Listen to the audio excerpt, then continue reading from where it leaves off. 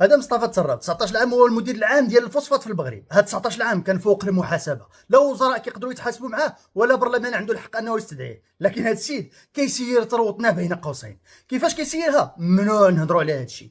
او سي بي هي المؤسسه العموميه الوحيده اللي ما غتلقاش الصفقات ديالها كتنشر في بوابه الصفقات او في اي مكان اخر، وكانها سر من اسرار الدوله. تسرب اللي كيعتبر راسو واحد من النزهاء في البلاد هو اول واحد منع المغاربه يعرفوا هاد الصفقات اللي كتسلق ادارته. وفوق هاد الشيء شركه الفوسفات ما دخلاش البورصه رغم انه ضخمه جدا وخاصها تدخل البورصه، لكن يا سيادنا الا دخلت البورصه غنرجعوا كنعرفوا بشكل دقيق شحال كتبيع وشحال كتدخل. ماشي ديك الارقام اللي كيعطيونا، ولكن غنرجعوا نعرفوا بشكل دقيق وسطروا عليها مزيان. السي تسراب المعمر في الفوسفات اللي كيحاول يروج انه جا ونقد هذه المؤسسه رغم ان هذا الشيء ماشي صحيح، والدليل هو اننا واخا حنا عندنا اكبر احتياطي في العالم ولكن حنا ماشي اكبر منتجين، حيت اننا كنجيو الثانيين بعد الصين اللي كتنتج 90 مليون طن سنويا وحنا يلاه 35 مليون، يعني الثلث ديال الصين. وهنا كيبقى السؤال، علاش ما قدرش السي تسراب يزيد بالمؤسسه ويحتل الرتبه الاولى عالميا بما يتناسب مع اكبر احتياطي في العالم؟ مناسبه الحديث اليوم ماشي هي الوضع المالي الغامض لهذه المؤسسه، واخا حنا غنرجعوا ليه من بعد، ولكن مناسبه الحديث هي المقال اللي دارته افريقيا انتليجنس، ولكن بشكل عجيب جاب خبر ديال القصر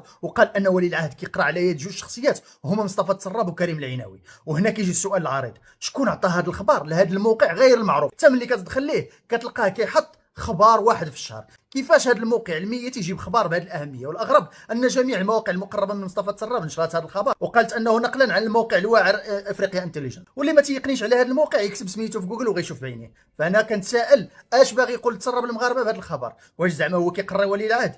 مازال نرجعوا لهذا الشيء بتفاصيل اكثر.